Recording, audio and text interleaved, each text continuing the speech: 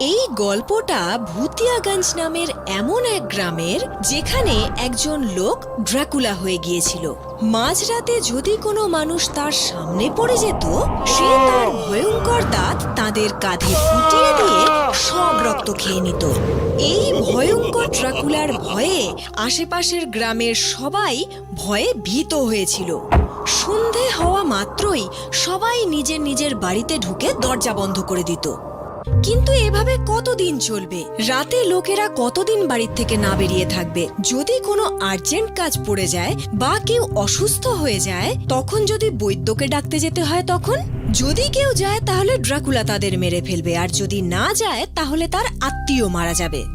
অবশেষে গ্রামবাসীরা আলোচনা করে এক তান্ত্রিককে ডেকে নিয়ে আসে, যে তার তন্ত্রমন্ত্র দিয়ে ড্রাকুলাকে ধরতে পারবে। এক রাতে তান্ত্রিক ড্রাকুলাকে ধরার জন্য জঙ্গলে যায়। আমি জানি তুই এখানেই আছিস। আমি আর তোকে গ্রামের সাধাসিধে মানুষদের রক্ত খেতে দেব না। সাহস থাকলে সামনে আয়। ও, তাহলে তুই খুনি ড্রাকুলা? আমি বলছি, তুই এক্ষুনি এই গ্রাম ছেড়ে চলে যা, এই জঙ্গল ছেড়ে চলে যা।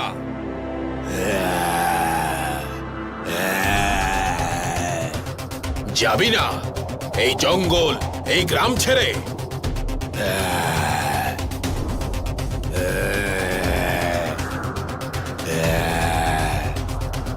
যাবি না? তাহলে এই নে, তুই এই পৃথিবী ছেড়েই চলে যা।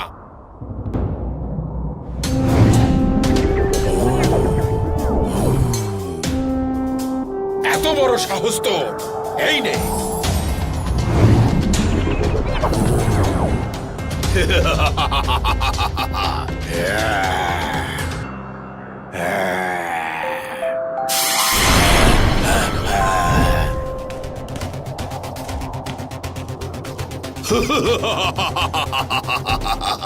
তান্ত্রিক এসে গ্রামবাসীদের জানায় যে ওই ড্রাকুলা খুব শক্তিশালী, তাকে মেরে ফেলা সহজ কাজ নয়। বলা যায় তাকে মারা প্রায় অসম্ভব। এই শুনে গ্রামবাসীরা জিজ্ঞেস করে যে কিভাবে তার হাত থেকে মুক্তি পাওয়া যেতে পারে। কোনো উপায় নিশ্চয়ই থাকবে, নয়তো তাদের কি হবে? এই শুনে তান্ত্রিক উত্তর দেয় যে তাকে একটা উপায়ে মারা যেতে পারে। তার শরীরে যে রক্ত আছে তা বের করে তার উপর যদি ছিটিয়ে দেওয়া যায়, তাহলে সে পুড়ে ছাই হয়ে যাবে। কিন্তু মনে থাকে যেন তার শরীর থেকে বেরোনো রক্তের একটা ফোঁটাও যেন মাটিতে না পড়ে, নয়তো ওই রক্ত তার উপরে কোনো প্রভাব ফেলবে না। এবার সবার আগে সমস্যা হয়ে দাঁড়ালো, যে ড্রাকুলা অন্যের রক্ত চুষে খায়, তার রক্ত বের করার সাহস কার হবে? আর দ্বিতীয়ত, যদি কোনোভাবে তার রক্ত বের করাও যায়, রক্ত বেরোনো মাত্রই তা তো মাটিতে পড়বেই, তাহলে ড্রাকুলা কি করে মরবে?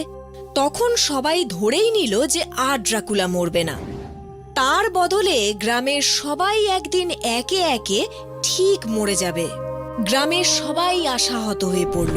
এমন সময় একদিন এক যুবক গ্রামে এসে উপস্থিত হলো আর শুনতে পেল যে পাশের গ্রামে একজন লোক ড্রাকুলা হয়ে গেছে।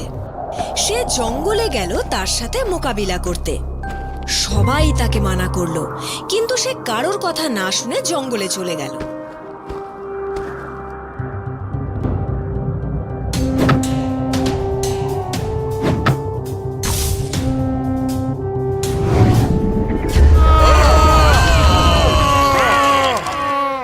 আচ্ছা বাবা, ও তোমার রক্তের ছিটায় কি করে পুড়ে ভস্ম হয়ে গেল? তান্ত্রিক তো বলেছিল ও শুধু নিজের রক্তের ছিটাতেই পুড়ে ভস্ম হবে। কাকা, এই ড্রাকুলা যখন মানুষের বেশে থাকতো, তখন একটা অ্যাক্সিডেন্টের জন্য ওর রক্তের প্রয়োজন ছিল। তখন আমি নিজের রক্ত দিয়ে ওর প্রাণ বাঁচিয়েছিলাম। সেই জন্য ওর শরীরে সেই রক্তই আছে যে রক্ত আমি ওকে দিয়েছিলাম। সেই কারণেই ও আমার রক্তেই জ্বলে পুড়ে ভস্ম হয়ে গেল। ঠিক বলেছ বাবা। এই জন্যেই তো সবাই বলে যে মানুষের সবসময় নিঃস্বার্থভাবে সকলের সেবা করে যাওয়া উচিত। বলা যায় না কখন আমাদের সেবা আমাদেরই কাজে লেগে যায়।